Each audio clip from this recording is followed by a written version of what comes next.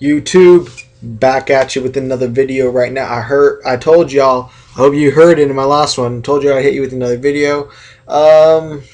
Shout out wise, I'm gonna shout out Robby right now. Shout out to you, homie. Shout out to my Bronco homies. Q, another shout out to you, man. Plymell, shout out to you.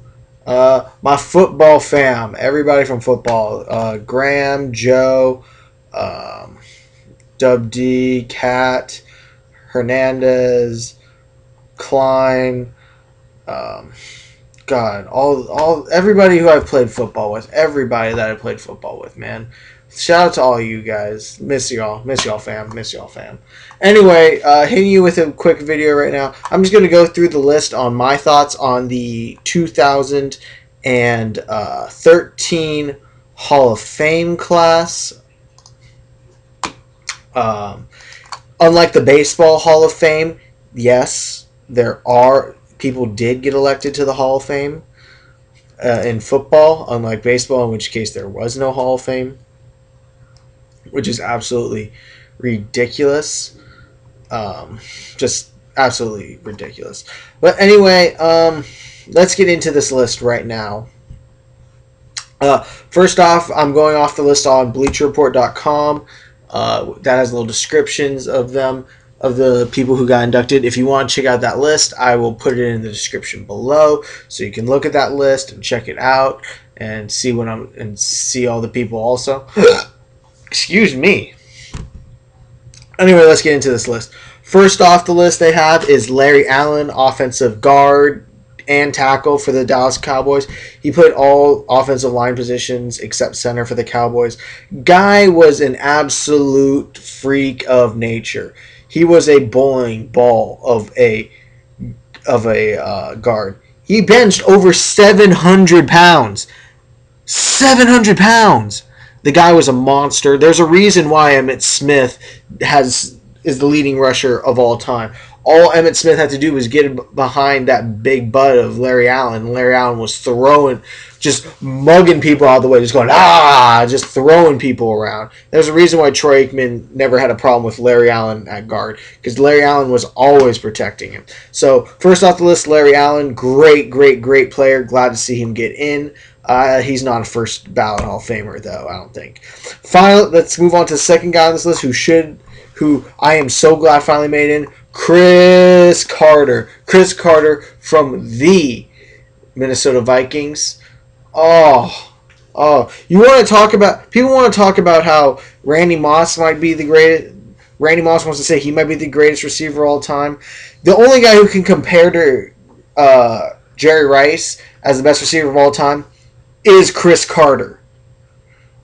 Yeah, I just said that. The only guy who can compete with Jerry Rice is Cris Carter. Because Jerry Rice wasn't a great one-handed catcher. Cris Carter could have literally been in an accident, had his arm chopped off, and still averaged a reception a game. Because he had the biggest hands in the NFL.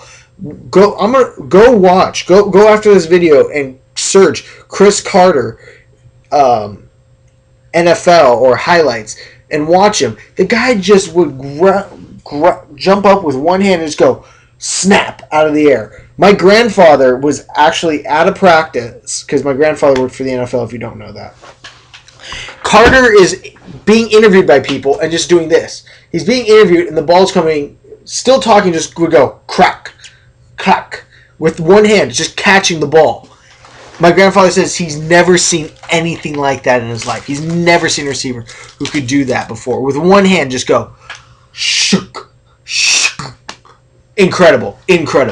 Cris Carter, so glad he's finally in. He's been passed over like 3 years now. It's ridiculous. He should have been a first ballot Hall of Famer, in my opinion.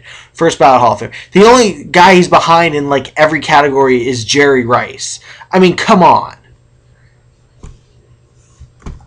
Just a beast. Next guy is Culp. I don't know much about him. He did play on the Kansas City Chiefs when they had that great defense, I'm guessing.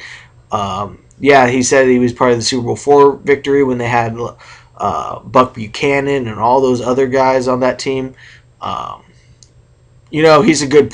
I don't know enough about him, so I'm going to skip over him, but He's probably one of the older inductees. They used one of their like old guy ones. They have like they're allowed to put like an old guy into the Hall of Fame without taking away a spot from like a regular player. So anyway, next guy on the list, Jonathan Ogden. Yeah, UCLA baby. I've met Ogden. I met him once before. Dude is a monster. He is a legit 6'9", 350. Legit 6'9", 350. Huge, massive guy. Arguably one of the greatest offensive tackles to have ever have played the game. Nimble, quick, nimble feet, quick as a cat, yet strong as an ox. He was the prototypical left tackle. And people forget this. He was the first selection the Ravens ever took. Ever. First selection the Ravens ever took was Jonathan Ogden. The second selection in that same draft, Ray Lewis. Both of them are going to be in the Hall of Fame. That is a great draft class. That's 2 Hall of Famers right there. Easy. And 2 guys that might be the best ever at their position. I mean, what more can you say? What more can you say about Ogden that hasn't been said already? He just destroyed people. Made 11 consecutive Pro Bowls and was an All-Pro 9 times. 9 times. First ballot Hall of Famer. Glad to see that. Shout outs to him, props to him. That guy was a monster. And a little unknown fact, he was the shot put champ in college. He won the national championship in college for the shot put. He actually had to pass up the Olympics so he could play in the NFL. So, little known fact right there. Next guy, Dave Robinson, another linebacker from Lombardi's Packers. Again, I don't know enough about him. I'm going to skip over him.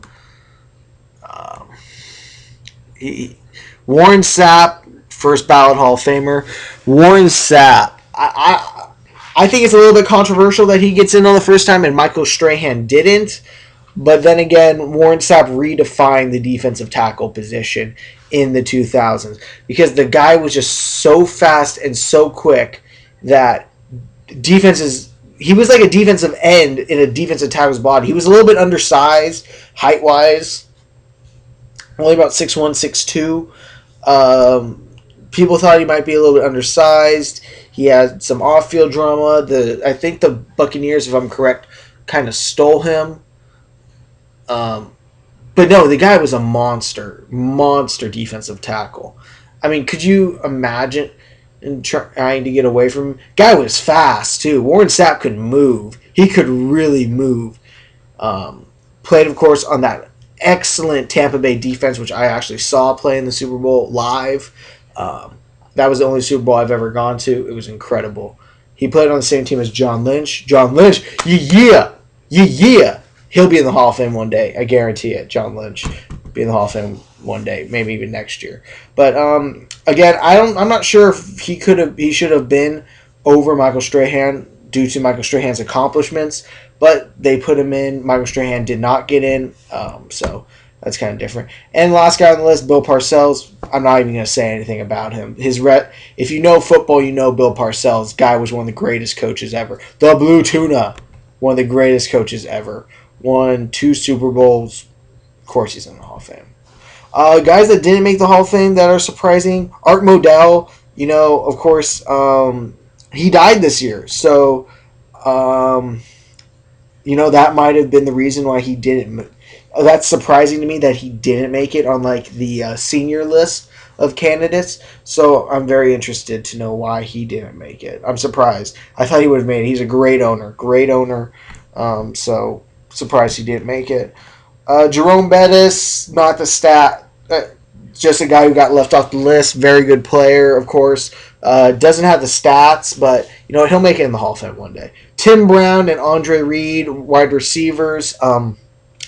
I think because of the push to get Carter in the Hall of Fame finally, those two got passed up. And Tim Brown, there might be some grudge for his recent comments, what he said about the Raiders, how they tanked it in the Super Bowl. So there might be a little bit of grudge and payback for that. So that might not be why he didn't make it in. Kevin Green, I believe he should have gotten it. He should be in. He's third in NFL history with sacks, Kevin Green. If you don't know who he is, go up to the search bar, search Kevin Green, Greene, Green. So he was a really good player, crazy wild man player. They hold it against him because he was kind of a journeyman, and the fact that he didn't have the big name rec stats, but he's third in NFL history in sacks. Put him in the damn Hall of Fame, people. And I already said Michael Strahan didn't make it, and you know what? I think that's going to be it for this list. So that's going to be it, everybody. Shout out again, PV fam, the Seeking Football fam. Love all you guys. Much love, much love. Miss all y'all homies. And yeah, I'm going to end the video right there. Until next time, like, comment, subscribe, watch it, shout it out, all that good business. You know how we do. And that's going to be it from me. Much love, everybody, again. Much love. And with that, I'm just going to say peace.